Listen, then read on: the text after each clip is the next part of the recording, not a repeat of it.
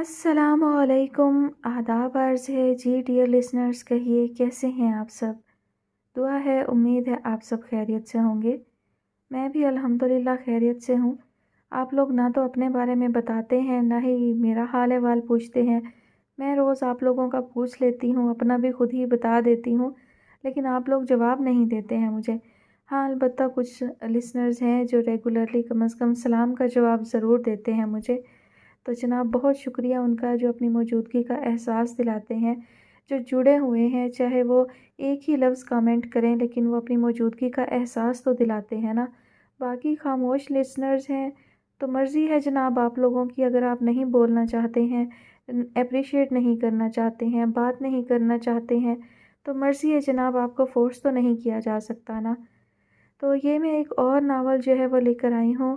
ارادہ تو میرا یہی تھا کہ میں ایک ہی ناول جو ہے وہ شیئر کروں گی، تاکہ زیادہ جو ہے وہ پریشر نہ پڑے میرے گلے پر، لیکن پھر بس ایسے ہی موڈ بن گیا میرا۔ میں نے سوچا کہ کچھ رمضان کے حوالے سے رمضان اسپیشل سٹوریز بھی شیئر ہو جائیں، اور اس کے علاوہ مجھے ایک لانگ ناول تو شروع کرنا ہی تھا۔ تو یہ ناول جو ہے فرمائشی ہے۔ کافی ٹائم سے میں نے فرمائشی ناول کوئی بھی شیئر نہیں کیا، تو سوچا کہ اس ناول کو شیئر کر دیتی ہوں، اور دوسرا ناول بھی ساتھ ساتھ چلتا رہے گا۔ کوشش میری یہی ہوگی کہ ریگولرلی اپلوڈ کرتی رہوں، لیکن اگر مینیج نہیں کر سکی تو پھر ایسا کروں گی کہ ایک ناول کی ایپیسوڈ ایک دن اور اگلے دن دوسرے ناول کی ایپیسوڈ۔ اگر دونوں ناول ساتھ لے کر چلتی ہوں تو پھر ڈوریشن جو ہے وہ آپ لوگوں کو کم ملے گا۔ اس بارے میں تھوڑا سا آپ لوگوں کو جو ہے وہ ایڈجسٹ کرنا پڑے گا۔ باقی مصروفیت سب کی بڑھ گئی ہیں، اتنا وقت کسی کے پاس نہیں ہے اب، خاص طور پر ماہ رمضان میں خواتین کے پاس، کہ وہ جو ہے وہ ناولز وغیرہ باقاعدگی سے سن سکیں۔ تو اتنی پریشانی جو ہے وہ آپ لوگوں کو بھی نہیں ہوگی، اور ناول جو ہے وہ زیادہ قسطوں میں ہی صحیح کمپلیٹ ہو ہی جائے گا۔ کہانی کیسی ہے مجھے نہیں معلوم، البتہ رائٹر یہ اچھی ہیں بہت زیادہ۔ اس ناول کی فرمائش جو ہے وہ ہم سے کی ہے نینا نے۔ ناول کا نام ہے جو رکے تو کوہ گراں تھے ہم۔ مصنفہ ہیں انیسہ سید۔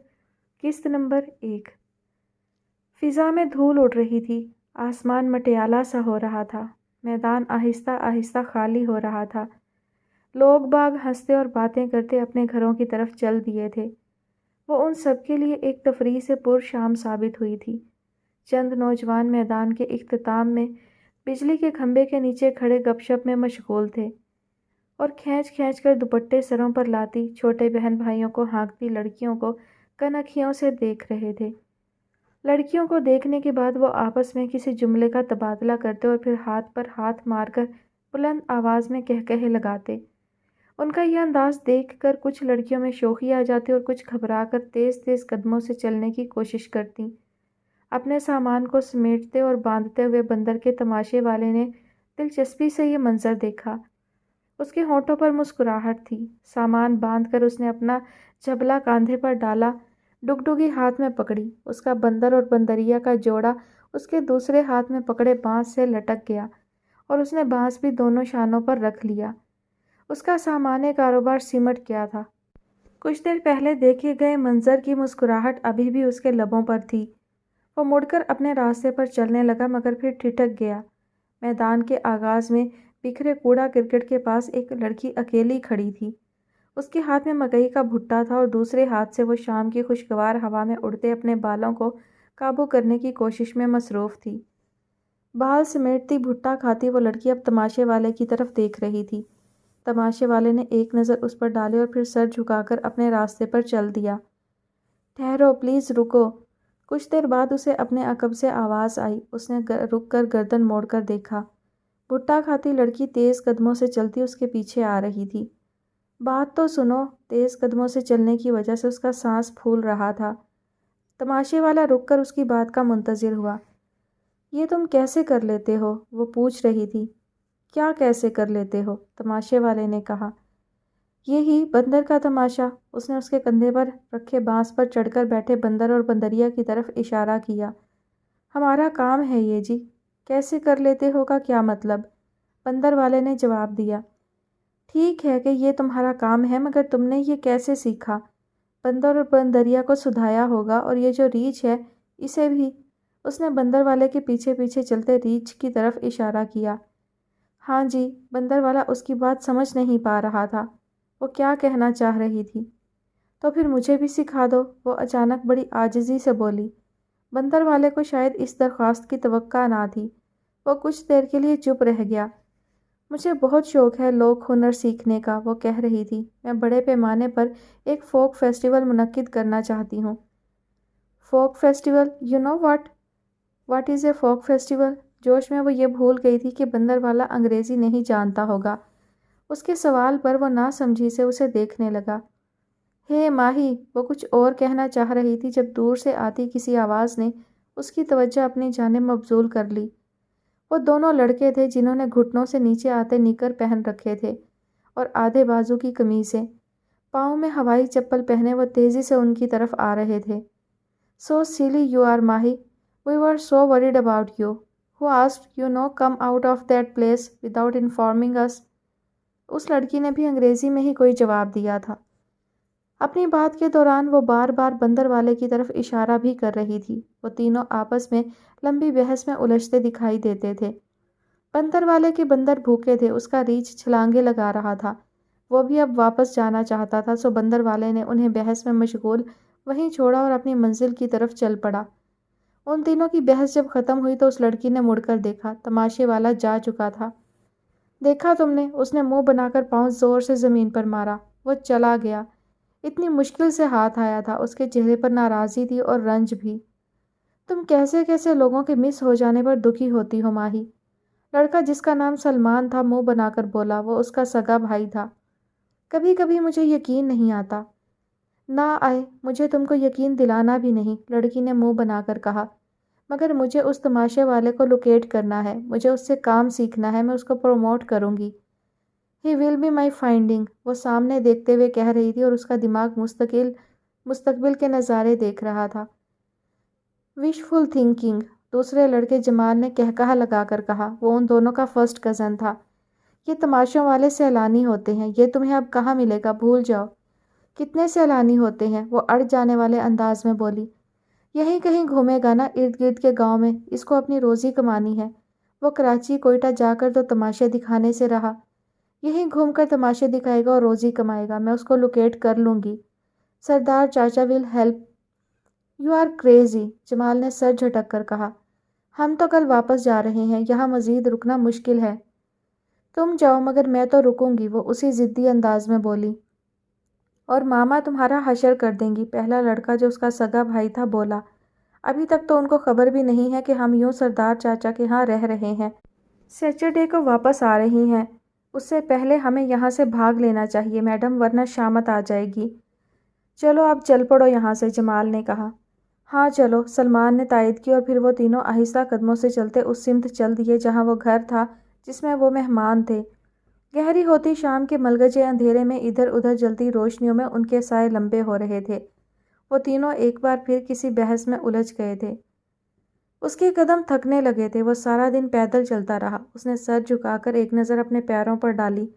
اس کے جوتے اور پیر دھول میں اٹے ہوئے تھے۔ اس کے لبوں پر ہلکی سی مسکراہٹ ابھر آئی۔ اسے وہ چہرے یاد آنے لگے جو یقیناً اس کے منتظر تھے۔ ان کا تصور آتے ہی اس کے قدم تیز ہونے لگے اور اس کے بعد جلد ہی وہ اپنی منزل پر پہنچ گیا۔ کھلے میدان میں قطار در قطار جھونپڑیاں تھیں، رنگ برنگے اور مختلف بنتوں والے کپڑوں کو بانس کی کھپچیوں پر چڑھا کر بانس کا سہارا دے کر بنائی گئی جھونپڑیاں، جن کے باہر تیل اور مٹی کے چولہے رکھے عورتیں ہانڈیاں چڑھائے بیٹھی تھیں۔ ننگ دھڑنگ اور کچھ صرف نکریں پہنے، ہاتھوں میں سلور کی پلیٹیں اور کٹورے لیے ادھر ادھر بھاگتے بچے۔ دن ڈھل چکا تھا، رات آ رہی تھی۔ وہ سب بھوکے تھے اور ان کو کھانا چاہیے تھا۔ ان جھونپڑیوں کے مالک مرد دن بھر کی محنت مزدوری جس میں گداگری سرِ فہرست تھی، کرنے کے بعد اب جھونپڑیوں کے باہر بچھی چارپائیوں پر بیٹھے اور لیٹے گپ شپ میں مصروف تھے۔ اس کے شانوں پر رکھے بانس سے لٹکے بندر یہ منظر دیکھ کر چھلانگ لگا کر اترے اور بھاگ کر اپنی اپنی پسندیدہ جگہوں تک پہنچ گئے۔ ریچھ نے اس کے ہاتھ سے لپٹی زنجیر چھڑانے کی کوشش میں کودنا شروع کر دیا۔ جو ہی اس نے زنجیر چھوڑی وہ ایک عورت کی طرف بھاگا جو رات گود میں دھرے چاول چننے میں مصروف تھی۔ آؤ جی آؤ، بسم اللہ، حقے کے کش لگاتا ایک تنومند مرد چارپائی سے اٹھ کر کھڑا ہو گیا۔ جی آیا نو سرکاراں، مٹی کے کٹورے میں پانی پیتا ایک اور مرد ہاتھ ہلا کر بولا۔ چٹپٹے میں بھی اس کے ہاتھوں کی 4 انگلیوں میں پہنی موٹے نگوں والی انگوٹھیاں نظر آ رہی تھیں۔ وہ ان سب کی طرف دیکھ کر مسکرایا اور زمین پر بیٹھ کر گھٹنے اس چادر پر ٹیک دیے جس پر بساط بچھائے چند لڑکے پانسا کھیل رہے تھے۔ اس نے اپنے کرتے کی جیب چادر پر الٹ دی۔ 10 5 کے چند نوٹوں کے علاوہ ریزگاری کا ایک چھوٹا سا ڈھیر چادر پر نظر آنے لگا۔ واہ سرکار واہ! حقے کے کش لگانے والا ریزگاری پر نظریں جمائے متاثر ہوتی آواز میں بولا۔ اس کی آنکھوں میں نئی سی چمک آ گئی تھی۔ بلے بلے بلے! ایک ادھیڑ عمر شخص قریب آ کر کھڑا ہوا اور بندر والے کے شانے دباتے ہوئے بولا، بڑیاں کمائیاں سرکار! اگے وعدہ ہی وعدہ پئے گا۔ آپا نسیمہ کدھر ہیں؟ بندر والا جو خود بھی اپنی کارکردگی پر خوش ہو رہا تھا ادھر ادھر دیکھتے ہوئے بولا، میں ادھر، میں صدقے! اسے قریب سے آواز آئی، لے آپا یہ تیرے لیے۔ اس نے اپنے جھبلے کی طرف اشارہ کیا۔ کدھر ہے تیرا آٹے والا برتن؟ ادھر آجا۔ 40 42 سالہ کالی بھجنگ عورت کے چہرے پر مسرت کی لہر دوڑ گئی۔ وہ دانت نکوستی ایک جھونپڑی کی سمت چلی۔ بندر والے نے اس کی تقلید کی اور جھونپڑی کے پاس جا کر عورت کے اپنے سامنے رکھے ٹین میں جھبلا خالی کرنے لگا۔ نسیمہ کے لیے کئی دن کے آٹے کا بندوبست ہو گیا تھا۔ پھر اس نے واپس اس جگہ جا کر جہاں وہ اپنی جیب خالی کر آیا تھا نیچے جھک کر مٹھی بھر ریزگاری اٹھائی اور بولا، یہ میرے ننھے دوستوں کے لیے۔ اس کے ارد گرد چھوٹے چھوٹے بچے آ جمع ہوئے جنہوں نے ادھورے اور پھٹے پرانے کپڑے پہن رکھے تھے۔ اس نے ایک ایک 2 2 روپے کے کچھ سکے ان میں بانٹ دیے۔ وہ شور مچاتے ادھر ادھر چھٹ گئے۔ لو چاچا تمہاری بڑی مہربانی۔ پھر اس نے مسکراتے ہوئے حقہ پیتے شخص سے ہاتھ ملایا، اپنا سامان وصول کرو اور مجھے اجازت دو۔ ہزاری برس جیویں۔ حقہ پینے والے نے حقے کی نہ پیچھے ہٹا کر دعا دی اور اس کے سر پر ہاتھ پھیرا، پھر ملاقات ہوگی جلد ہی۔ وہ چند قدم پیچھے ہٹا اور ان سب پر نظر ڈالی۔ اگلی باری تم سے ظفری، اس نے گھنی داڑھی میں انگلیاں چلاتے ایک شخص کی طرف اشارہ کرتے ہوئے کہا۔ خیر نال سرکائیں، خیر نال، اس شخص نے اسپات میں سر ہلاتے ہوئے کہا۔ اس نے ان سب کی طرف دیکھ کر ہاتھ ہلایا۔ کوئی روٹی مانی سرکار؟ جھونپڑی کے باہر رکھے چولہے کی جلتی آگ پر توا رکھے ہوئے ایک بوڑھی عورت کو خیال آیا۔ نہیں اماں، بہت دیر ہو گئی۔ وہ اس کی طرف معذرت خواہانہ انداز میں دیکھ کر بولا اور پیچھے کو مڑ گیا۔ ظفری اور ایک دوسرا لڑکا اٹھ کر اس کے ساتھ چلنے لگے۔ جھلی اسنوں اے روٹی لنگھ دیئے بھلا؟ ایک بوڑھے شخص نے کھانے کی پیشکش کرنے والی مائی کو گھرکا۔ پوچھنا تے ہے نا؟ مائیت متاثر ہوئے بغیر بولی اور گھر جاتے مہمان کو دیکھنے لگی۔ وہ تینوں چلتے چلتے اس جگہ پہنچ چکے تھے جہاں چمکتی سیاہ گاڑی کھڑی تھی۔ وہ ان دونوں سے ہاتھ ملا کر گاڑی کا دروازہ کھول کر ڈرائیونگ سیٹ پر بیٹھ گیا۔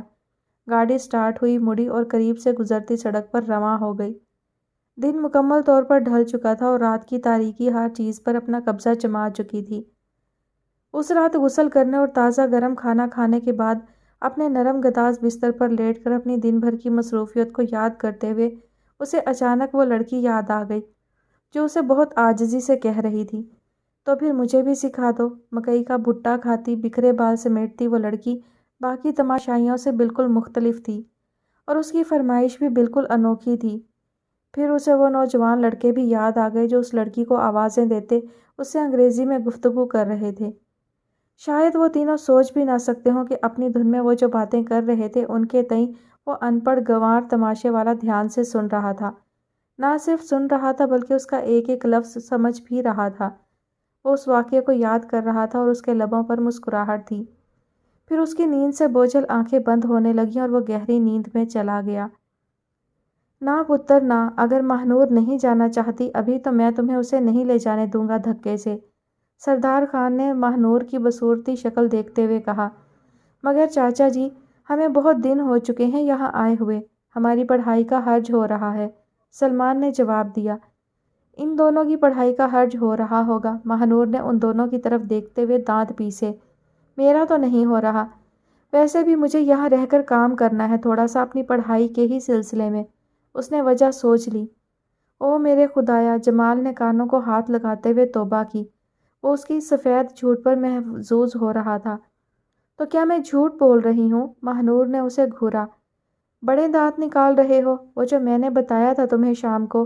اس نے دیکھا جمال اس کے گھورنے کے باوجود ہنس رہا تھا۔ وہی جو فوک فیسٹیول کا بتایا تھا میں نے تمہیں، اس کے لیے کام یہاں نہیں کرنا مجھے تو اور کہاں کرنا ہے؟ فوک فیسٹیول کی بچی، سلمان نے غصے سے کہا۔ وہ جو ماما تمہارا حشر کریں گی نا، آ کر تمہارا سب فوک فیسٹیول نکل جائے گا۔ خوابوں میں رہنے والی شہزادی، پہلے اپنا ماسٹرز تو مکمل کر لو، پھر خواب دیکھنا فوک فیسٹیول کے۔ چلو چلو، وہ مزید منہ بنا کر بولی۔ کچھ نہیں کہیں گی ماما مجھے، سردار چاچا خود بات کر لیں گے ان سے۔ ہاں ہاں، بے شک بات کر لوں گا میں اس سے۔ بھرجائی ہماری بے شک غصے کی تیز ہے مگر دل کی بری نہیں، سردار چاچا نے اسے شہ دیتے ہوئے کہا۔ بس تم دونوں جاؤ اپنا بوریا بستر سمیٹو، میں نہیں جا رہی، وہ خوش ہو کر بولی۔ مان جاؤ ماہی، سلمان نے اسے وارننگ دینے کے انداز میں کہا۔ ماما کو جانتی ہو تم۔ چلو جو ہوگا دیکھا جائے گا، وہ ذرا بھی متاثر ہوئے بغیر بولی۔ تم بڑا پٹو گی ماہی، سلمان نے اسے یاد دلایا۔ کوئی بات نہیں، میں پٹوں گی نا، تم تو نہیں، اور پھر بابا بھی تو ہے نا، وہ ہنوز بے نیاز تھی۔ آپ بتائیں سردار چاچا، اب کب آئے گا بندر کے تماشے والا ادھر؟ پھر اس نے منہ دوسری طرف کر کے سردار چاچا کو مخاطب کیا۔ وہ روز ایک ہی گاؤں میں نہیں جاتے پتر جی، کبھی ادھر تو اگلے دن کہیں اور، اس سے اگلے دن کہیں اور، راستے میں رک جاتے، جگہ جگہ دکھاتے ہیں تماشا۔ سردار خان نے ہنس کر کہا۔ تو فکر نہ کر، میں کر لوں گا پتہ کدھر کو جانا ہے اس نے۔ روز دہاڑی کون سا لگاتے ہیں یہ لوگ، چچی صابرہ نے کہا۔ ایک دن کماتے ہیں، 10 دن آرام کرتے ہیں۔ ایک دن کی کمائی 10 دنوں کے لیے کافی ہوتی ہے کیا؟ مہنور حیران ہوئی۔ کرنا کیا ہوتا ہے انہوں نے؟ چچی صابرہ نے جواب دیا۔ ایک دن کی کمائی سے آٹا چاول لے جاتے ہیں، بیویوں پر احسان کرتے ہیں۔ ایک دن کماتے ہیں، 10 دن نشہ کر کے پڑے رہتے ہیں، بیوی بچوں کی ہڈیاں توڑتے ہیں، جوئے کھیلتے ہیں، اور 10 دن بعد پھر نکل پڑتے ہیں۔ بیچ کے 9 دن ان کی بیویاں جگہ جگہ مانگ مانگ کر لے آتی ہیں جو کم پڑ جائے تو۔ 10 دن کے بعد مہنور کو کچھ مایوسی ہوئی۔ سوچ لو، 10 دن انتظار کرنا پڑے گا، سلمان نے اسے ڈرایا۔ او تو فکر نہ کر بٹیا رانی، میں پتہ کروا لوں گا اس کے ٹھکانے کا، سردار چچا نے اپنائیت سے کہا۔ چلیں ٹھیک ہے، مہنور خوش ہوئی۔ اسے یہ سوچ کر ہی مزہ آ رہا تھا کہ وہ بندر کے تماشے والے سے کرتب سیکھ سکے گی۔ ڈگڈوگی کی آواز پر جس طرح وہ بندر کو نچاتا اور اس کے ساتھ ڈائیلاگز کے سنگ پرفارمنس لیتا تھا، وہ بھی کر پائے گی۔ آنے والے دنوں کے اس خاکے کا تصور کر کے ہی وہ خوش ہو رہی تھی۔ تم آج کل کہاں غائب ہو جاتے ہو؟ بلال نے سعد سے پوچھا تھا۔ کہیں نہیں، میں یہیں ہوتا ہوں۔ سعد ان کے لہجے پر کچھ دیر کے لیے گڑبڑا گیا۔ تم مجھے بتا رہے ہو؟ بلال نے اس کی آنکھوں میں جھانکا۔ باپ ہوں میں تمہارا اور مجھے تمہارے بارے میں ہر خبر ہوتی ہے۔ سعد جو آرام کرسی پر بیٹھا جھول رہا تھا، ایک دم سیدھا ہو کر بیٹھ گیا۔ اس نے ان کے چہرے کی طرف دیکھ کر اندازہ لگانے کی کوشش کی کہ وہ اس کے بارے میں کیا خبر رکھتے ہیں۔ وہ اس کی اس حرکت پر بے ساختہ ہنس دیے۔ اس کا مطلب ہے کہ تمہاری روٹین میں کچھ گڑبڑ ہے نا؟ وہ بولے۔ کوئی گڑبڑ نہیں ہے، بس میرا آج کل آفس میں کچھ زیادہ دل نہیں لگتا اور میں ابراہیم کی طرف چلا جاتا ہوں آفس سے جلدی اٹھ کر۔ ان کی اس بات سے وہ جان گیا تھا کہ وہ صرف اس کے آفس سے غائب ہونے والی خبر سے واقف ہیں، اس لیے فوراً بات بنا لی۔ ابراہیم کی طرف؟ انہوں نے اسے گھورا۔ سخت ناپسند کرتا ہوں میں اسے، اس کی نامعقول حرکتوں کی وجہ سے۔ نامعقول حرکت؟ اس نے حیران ہونے کا مظاہرہ کیا۔ تو اور کیا، وہ اسی انداز میں بولے۔ جو لڑکا باپ کا اچھا خاصا بزنس جوائن کرنے کی بجائے جم کھول لے، وہ نامعقول حرکتیں ہی کرتا ہے۔ وہ انڈیپینڈنٹ کام کرنا چاہتا تھا ڈیڈی، اور یہ کوئی برا آئیڈیا نہیں۔ سعد نے ابراہیم کی طرفداری کی۔ وہ کچھ سوچتے ہوئے بولے۔ تو آپ کس انڈیپینڈنٹ کام کو کرنے کے لیے صلاح مشورے کرنے جا رہے ہیں اس کے پاس آج کل؟ کوئی مارٹ کھولنا ہے یا بیوٹی سیلون؟ سعد کو بے ساختہ ہنسی آ گئی۔ آپ فکر نہ کریں، مجھے جب کوئی ایسا کام کرنا ہوگا آپ سے ہی مشورہ کر کے کروں گا، ادھر ادھر سے نہیں۔ انہوں نے اس کی طرف دیکھا۔ ایک کہاوت سناؤ؟ کہاوت؟ سعد نے دہرایا۔ ٹیل یا فیری ٹیل؟ نہ ٹیل نہ فیری ٹیل، ایک کہاوت ہے۔ چلیں جو بھی ہے سنائیے، اس نے دلچسپی لی۔ ایک میراسن پر کسی بادشاہ کا دل آ گیا۔ یہ بادشاہ بھی خوب مخلوق ہوا کرتے تھے، میراسنوں تک کے لیے دل پھینک بلکہ اچھال دیا کرتے تھے۔ اس نے لقمہ دیا۔ بادشاہ آدمی تھے، کچھ بھی کر سکتے تھے۔ وہ مسکرائے۔ ہاں یہ تو ہے، اس نے سر ہلایا۔ اچھا چلیں آگے سنائیں، کیا ہوا؟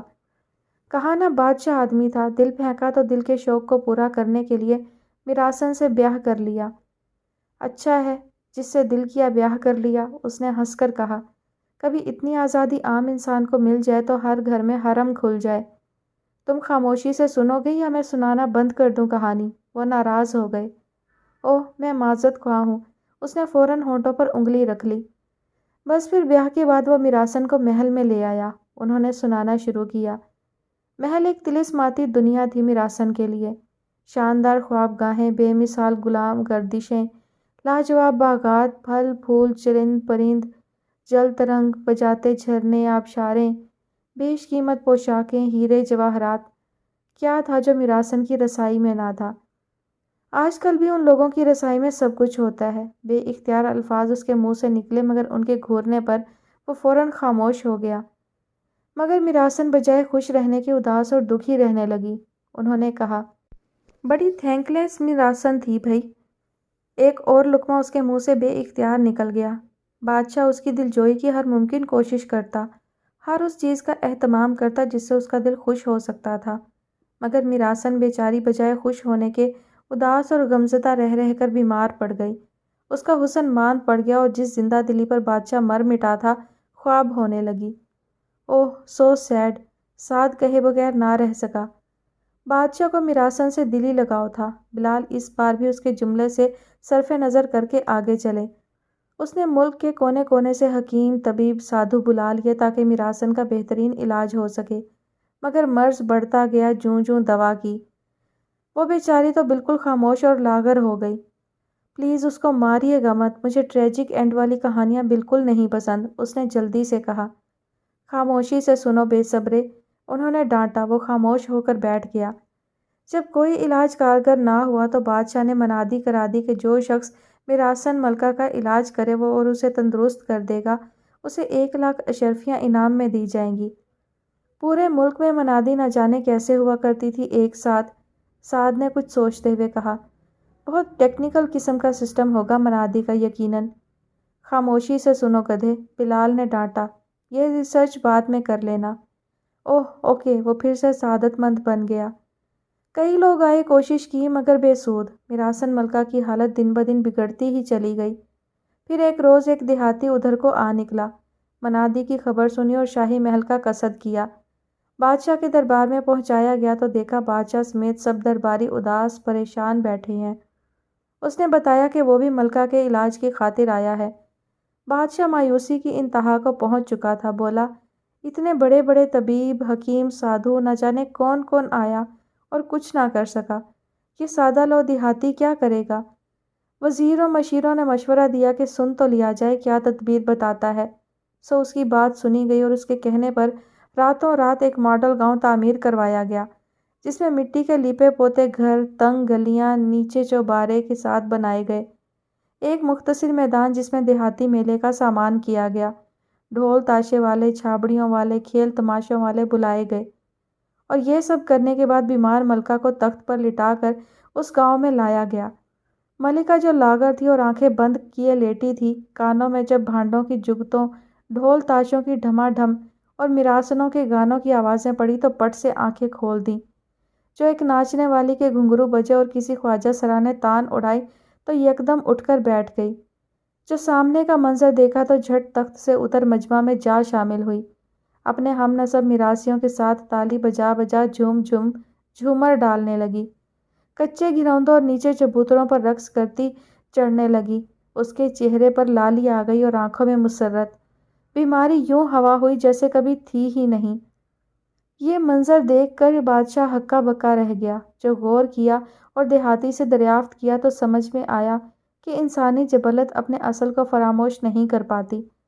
تاج تخت آسائشوں کے درمیان بھی بے چین رہتی ہے، سو انسان جتنا پس منظر سے دور ہوتا ہے اتنا ہی بے چین رہتا ہے۔ انہوں نے بات ختم کر کے سعد کی جانب یوں دیکھا جیسے پوچھ رہے ہوں کہ کیا سمجھے اس ساری کہانی سے۔ سعد سنجیدہ نظر آ رہا تھا۔ اچھا، اس نے ان کے چہرے کی طرف غور سے دیکھتے ہوئے کہا، اچھی کہانی ہے، بامعنی اور سوچنے پر مجبور کرنے والی۔ جانتے ہو یہ قصہ میں نے تمہیں کیوں سنایا ہے؟ کچھ سمجھ رہا ہوں، اس نے سنجیدگی سے کہا۔ تو پھر ذرا غور کرو، دوست بناتے ہوئے اس کے پس منظر کا خیال رکھنا چاہیے یا نہیں؟ آپ رکھتے ہیں؟ اس نے میز پر رکھے گلاس کو گھماتے ہوئے نظریں اٹھا کر سوال کیا۔ یقیناً، وہ مسکرائے۔ کوشش ضرور کرتا ہوں، کبھی آغاز میں دھوکہ کھا جاؤں تو بعد میں ایسے لوگوں میں سے میراثاً پکڑ لینے کی صلاحیت ضرور رکھتا ہوں۔ گریٹ، سعد نے بلند آواز میں کہا۔ مگر اتفاق سے یا شاید بدقسمتی سے میں انسانوں کی ایک مختلف کیٹیگری سے تعلق رکھتا ہوں۔ میں جانتا ہوں۔ انہوں نے اپنے ہونٹوں پر ہاتھ رکھا ہوا تھا، اسی لیے ان کی آواز دبی دبی تھی۔ اسی لیے تمہیں یہ کہاوت سنائی۔ تھینک یو، اس نے اٹھتے ہوئے کہا، اگرچہ اس کے سننے کے بعد بھی افاقہ ہونے کا امکان کم ہے۔ وہ مسکرایا۔ سعد، وہ دروازے تک پہنچا ہی تھا کہ اسے عقب سے ان کی آواز آئی۔ جی، وہ رکا۔ یہ مت سمجھنا کہ میں تمہاری ماں کو ڈی گریڈ کرنے کی کوشش کر رہا تھا، انہوں نے یوں کہا جیسے کسی انجانی اندیکھی پر معذرت کر رہے ہوں۔ آپ فکر مت کریں، اس نے مڑے بغیر کہا، میں نے ایسا نہیں سمجھا۔ آپ ابراہیم کے بیک گراؤنڈ کی بات کر رہے تھے۔ اس نے دروازے کی ناپ پر ہاتھ رکھا۔ آفٹر آل وہ رستم پنجاب قسم کے کسی پہلوان کی فیملی سے تعلق رکھتا ہے۔ تن سازی اکھاڑے میں نہ سہی، جم میں سہی۔ اس نے مڑ کر ان کی جانب دیکھا، ہولے سے مسکرایا اور دروازہ کھول کر باہر نکل گیا۔ فضا میں حد سے زیادہ سکوت تھا۔ وہ گرمیوں کی ایک طویل تھکا دینے والی دوپہر تھی۔ باہر صحن میں دن روشن تھا، بے حد روشن، مگر اندر اس چھوٹی سی کوٹھڑی میں نیم تاریکی چھائی ہوئی تھی، ہلکی سی خنکی بھی تھی۔ چاچی صابرہ نے کوٹھڑی کا پکا فرش دھلوایا تھا اور اس کا پنکھا فل سپیڈ پر کھلا چھوڑ دیا تھا، جب ہی یہ کوٹھڑی نیم تاریکی اور خنکی کی وجہ سے مدہوشی سی طاری کیے دے رہی تھی۔ اس نے بان کی چارپائی پر لیٹے لیٹے نیچے ٹھنڈے فرش پر بغیر کسی بستر کے بے خبر سوئی چاچی صابرہ کو دیکھا اور مزید بور ہو گئی۔ وقت ہے کہ گزر کے ہی نہیں دے رہا، اس نے سوچا اور پھر سامنے کی دیوار کے روشن دان میں جڑے رنگ برنگے شیشوں کے ڈیزائنوں پر غور کرنے لگی۔ ہاتھ میں پکڑے کاغذوں کو رول کر کے آنکھ سے لگا کر دیکھنے پر ان شیشوں کا منظر اسے کسی کیلیڈیوسکوپ جیسا لگا اور اس کی بوریت میں قدرے کمی آنے لگی۔ 15 منٹ بعد وہ اس دلچسپی سے بھی بور ہو چکی تھی۔ موبائل کی اسکرین آن کر کے وقت دیکھنے پر علم ہوا کہ ابھی سردار چاچا کے دیے ٹائم میں 1 گھنٹہ 17 منٹ باقی تھے۔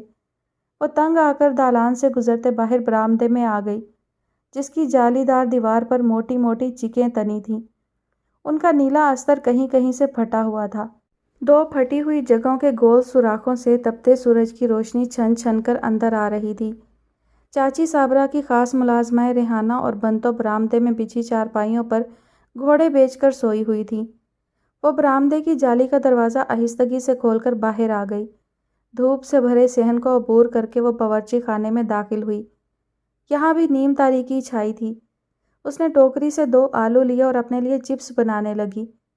چپس کاٹ کر تیل سے بھری کڑاہی میں ڈالے ہی تھے کہ اسے باورچی خانے کی گلی میں کھلنے والی کھڑکی کے باہر سے 2 بچوں کے باتیں کرنے کی آواز آئی۔ اس نے وہ کھڑکی کھول دی۔ باہر بنے اونچے تھڑے پر وہ دونوں صرف جانگھیاں پہنے بیٹھے تھے اور ان کے ہاتھوں میں برف کی رنگ برنگی اسکرین گھلی کلفیاں تھیں، جنہیں وہ گفتگو کے دوران مزے سے چوس رہے تھے۔ اسے ان بے پرواہ مگن کھلنڈرے انہماک سے کلفیاں چوستے بچوں پر لمحہ بھر کے لیے رشک آیا۔ کیسی بے فکر زندگی ہے، اس نے سوچا اور چپس تلتے ہوئے ان کی گفتگو کی طرف توجہ مبذول کر دی۔ آج باندر والے نے پھر آنا ہے، جمعرات دی جمعراتی آؤندہ ہے نا؟ ایک بچے کی بات پر اس کے کان مزید متوجہ ہوئے۔ اودی باندری بیمار ہے، اس دی لت نہیں سی ٹرتی۔ دوسرے بچے نے کلفی کے پگھلے پانی کو اپنے ہاتھ پر سے چوستے ہوئے ماہرانہ رائے دی۔ لولی باندری لیاوندا ہے تے پھر بھی 5-5 روپے لے لیندا ہے، دوسرے نے تبصرہ کیا۔ لے پھر، منڈے جاندے نہیں پے گراؤنڈے، چل اسی بھی چلیے۔ پہلے لڑکے نے کلفی کا تنکا اچھی طرح چوسنے اور پھر اسے اچھی طرح دیکھ لینے کے بعد کہ اس پر دودھ کا قطرہ باقی تو نہیں رہ گیا، اسے نالی میں پھینکتے ہوئے کہا اور اٹھ کر دوڑ پڑا۔ دوسرا بھی اپنا تنکا چباتا اس کے پیچھے بھاگا۔ مہنور کے چپس تیار ہو چکے تھے، اس نے انہیں پلیٹ میں نکالا ہی تھا کہ ہانپتی کانپتی چاچی صابرہ باورچی خانے کا دروازہ کھول کر اندر داخل ہوئیں۔ ہاں جون جوگیے، تجھے کس نے پھا ڈالا تھا گرمی میں ادھر آنے کا؟ نی ریحانہ، نی بنتے، وہ باہر کی طرف منہ کر کے بلند آواز میں بولی۔ نی تسی ستیاں مریاں ہی رہی ہو، مہمان وچاری آپ ہی گرمی وچ کڑدی آلو تالدی رہی، تانوں پتہ بھی نہیں، چودھری صاحب نو خبر ہو گئی تے لگ سمجھ جائے گی تانوں۔ चाची जी कोई मसला नहीं, आप लोग सो रहे थे और मुझे नींद नहीं आ रही थी। कुछ नहीं सूझा तो यहाँ आ गई चिप्स बनाने। किसी को मत डांटे, मुझे ज़रूरत होती तो मैं खुद उनको जगा लेती। महानूर इस वावेले पर बिल्कुल ही सटपटा गई। माँ सदके, तुझे कहाँ आदत है इतनी गर्मी में ऐसे तपते हुए काम करने की। अपना चेहरा देखो, कुमला गया है बिल्कुल। चलो शाबाश, निकलो इधर से। उधर फार्म हाउस का आराम छोड़कर तू काहे को इधर आ गई घर? यहाँ वैसा आराम कहाँ? चाची साबरा के लहजे से ममता टपक रही थी। वो ज़बरदस्ती उसे वहाँ से निकाल कर दालान में ले आई और बंतों को ठंडा शरबत लाने को कहा। चाची 5 बजने वाले हैं, सरदार चाचा ने कहा था कि 5 बजे आना है तमाशे वाले ने। उसने उन्हें याद दिलाया। हाँ तो चाची को कोई जल्दी नहीं थी। आपे भिजवा देंगे खारी को तुझे लेने के लिए जब आएगा वो बांदर वाला। मगर गली के बच्चे तो चले भी गए, वो यूं बोली जैसे उन्हीं बच्चों की तरह भाग जाने को बेचैन हो। ओ वो तो बच्चे हैं, उनका तो काम ही सारा दिन इधर उधर फिरना है। तो शरबत पी सुकून से। देख, आलू खा के फ़ौरन ठंडा शरबत ना पी लेना, गला कटेगा। लेकिन महानूर का सारा ध्यान खारी की आवाज़ की तरफ था। कब वो उधर आता है और उसको बुलाकर अपने साथ ले जाता है। इसी बेध्यानी में वो शरबत के 2 ग्लास और चिप्स की प्लेट ख़त्म कर चुकी थी जब बाहर से खारी की बैठी हुई आवाज़ आई। बीबी जी, शहर वाली बीबी को भेजो, बांदर वाला आ गया है। वो तेज़ी से उठी और चाची की है की परवाह किए बगैर बाहर निकल गई। उसका शौक और दिलचस्पी देखकर खारी दांत नकोसता उसके आगे चला। ये वही मैदान था, वही मजमा और वही तमाशा। डुगडुगी बजाता तमाशे वाला बंदर को हदायत दे रहा था। उसके ससुराल वालों ने उसे मुतवक्का प्रोटोकॉल नहीं दिया, उसे नाराज़ हो जाना चाहिए। बंदर बहुत महारत और खूबी से नाराज़गी का तासुर देता एक चौकी पर टांग रख कर बैठ गया। अब बंदरिया मनाने जाएगी। बंदर उसको डंडे मारेगा। बंदर तो साहिब सरकार है। वो सारा तमाशा जो उसने पिछली मर्तबा इतनी महवियत और शौक से देखा था, बिल्कुल उसी तरह उसकी नज़रों के सामने दोहराया जा रहा था। बच्चे बड़े उसी तरह तालियां बजा बजा कर दाद दे रहे थे। लोगों के कदमों की धमक से ज़मीन की गर्द उड़ उड़कर फिज़ा में बिखर रही थी। दसियों बार देखे गए तमाशे को एक दफ़ा फिर देखते हुए सब चेहरों से शौक, तजस्सुस और खुशी हुवेदा थी। मगर महानूर का, जिसे इस तमाशे का इतने दिन से शिद्दत से इंतज़ार था, दिल ना जाने क्यों मायूस और नाखुश था। वो मजमे से पीछे हटते हटते मैदान के पीछे तामीर शुदा दीवार के साथ जाकर लग गई। बुलावा बांदर वाले नू बीबी। चौधरी साहब आख्या बीबी जी ने बांदर वाले नू मिलना है। खारी दांत नकोसता उसके सामने आ खड़ा हुआ। नहीं, महानूर ने बदिक्कत सर हिलाया। मुझे नहीं मिलना उससे। उन्हें टुर जाना है, मिल लो। खारी हैरान होता बोला। चौधरी साहब ने बंदा घाल के बुलाया इनू इधर, नहीं ते ए ते टुर जाना सी बाबे मंगू दे मेले ते। खारी ने जताया। नहीं ना खारी, नहीं मिलना, महानूर ने सख्ती से कहा। बोरी दानिया दी ते 500 रुपया घाल के मंगाया चौधरी साहब ने। खारी ने मजीद इंकशाफ किया। ओ भाई, वो फिर तमाशा ख़त्म करके पैसे चुनते तमाशे वाले से मुखातिब हुआ। एवं ठंडे ठंडे ना टुर जाई, बीबी होरां दी गल सुनकर जाना ही। खारी ने तहकुमाना अंदाज में उसे जताया। वो नोट और सिक्के उठाता हुआ गर्दन उठाकर उधर देखने लगा और अस्पात में सर हिलाकर दोबारा अपने काम में मसरूफ़ हुआ। तुम वो तो नहीं जो पिछली बार यहाँ आया था? जब वो अपना सामान पैक करके उधर आया तो महानूर ने बेइख्तियार सवाल किया। ओहो ये बीबी जी, इस दी बांदरी लूली है ते बांदर दी भी एक आंख डिंगी है। खारी ने एक दफ़ा फिर अपनी मौजूदगी का एहसास दिलाया। पक्की निशानी है बांदर ते बांदरी दी। तुम चुप करो खारी, महानूर ने उसे डांटा और बंदर वाले से मुखातिब हुई। हाँ तुम बताओ, तुम वो नहीं होना जो पिछली मर्तबा आया था? जवाब में उसने अपनी बड़ी हुई शेव सहलाई, कान में उंगली डालकर खुजाने लगा। किदों? फिर उसने पूछा। इससे पिछली मर्तबा जब तमाशा यहाँ इस गांव में हुआ था। महानूर ने अपने जुमले पे एक एक लफ्ज़ पर जोर देते हुए कहा। असी आउंदे आ, साडा ही फेरा हुंदा है बीबी साहब, उसने नशे भरी आवाज़ में जवाब दिया। पिछली मर्तबा, याद करो पिछली मर्तबा, महानूर ने लफ्ज़ चबा चबा कर अदा किए। ओ बीबी साहब, ऐसे इलाके विच होर कोई बांदर रखदा ही नहीं, मंदा पैंदा है, इधर किसे होर नहीं सी आना। वो थोड़ा होश में आता बोला। हेल विद यू, महानूर ने गुस्से से कहा। जाओ दफ़ा हो जाओ, मुझे तुमसे कुछ पूछना है, ना ही कोई काम है। ओ चल पाई चल। खारी को अचानक याद आया। वो महवियत से सारी गुफ्तगू सुनता चौंक कर बोला। शक्ल गुम कर अपनी, एवें साडा टाइम बर्बाद कीता ते राह जांदे बोरी दाणियां दी ते 500 कप लिया। چلو پھر بی بی جی چلیے، اس نے مشن میں ناکام سپاہی کی طرح ہارے ہوئے لہجے میں ماہنور کو مخاطب کیا۔ ماہنور سر ہلا کر اس کے پیچھے چل دی۔ اے نشے تے مارے لوگ ہوندے نے جنوں سوچدی ہے جانور پھڑ کے ٹر پیندا ہے، انہاں نوں آپ بھی نہیں پتہ ہوندا پہلے کون گیا سی تے پھر کون گیا۔ مختلف گلیوں میں ماہنور کی رہنمائی کرتے ہوئے کھاری اپنے خیالات کا اظہار کر رہا تھا۔ اتوں شکلاں دے وی اکو جہی ہوندے نے، ورے تے نہاندے نے، جانوراں نال جانور ہی بن جاندے نے، انہاں دیاں شکلاں نہیں پہچانیاں جاندیاں۔ وہ بولے جا رہا تھا اور ماہنور صرف سن رہی تھی۔ اس کا ذہن اسی بات میں الجھا ہوا تھا کہ پچھلی مرتبہ والا تماشے والا کیوں نہیں آیا، اور اگر نہیں بھی آیا تو اس سے کیا فرق پڑتا تھا؟ اسے تو کرتب سیکھنا تھا، کسی سے بھی صحیح۔ وہ کیوں اس تماشے والے کو دیکھ کر اتنے غصے میں آ گئی تھی؟ اس نے اس سے تماشے کے بارے میں کیوں کچھ نہیں پوچھا؟ ادھر ہور بھی وڈے کرتب باز آوندے نے بی بی جی، بابے منگو دے میلے تے۔ گھر کے دروازے پر پہنچ کر کھاری نے سرگوشی کیسے انداز میں اسے بتایا۔ تسی چودھری صاحب نوں آکھو گڈی دے دین، ادھر چلاں گے، قسمیں دل خوش ہو جائے گا تہاڈا۔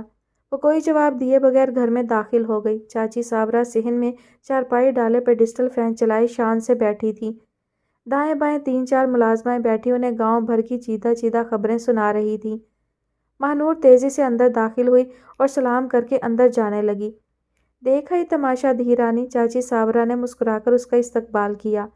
جی، وہ تیزی سے کہہ کر اندر چلی گئی۔ لے، تماشا دیکھ کے تو اس کا مزاج ہی خراب ہو گیا، چاچی نے حیرت سے کہا۔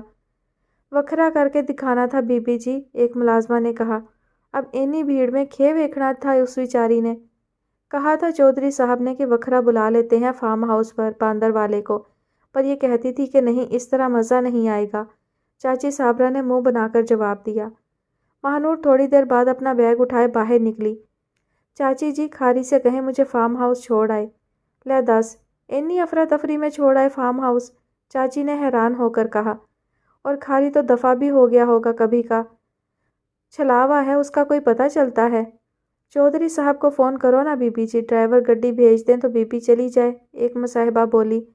نا پر اتنی جلدی کیا ہے؟ چاچی صابرہ کو یقیناً اس عجلت پر اعتراض تھا۔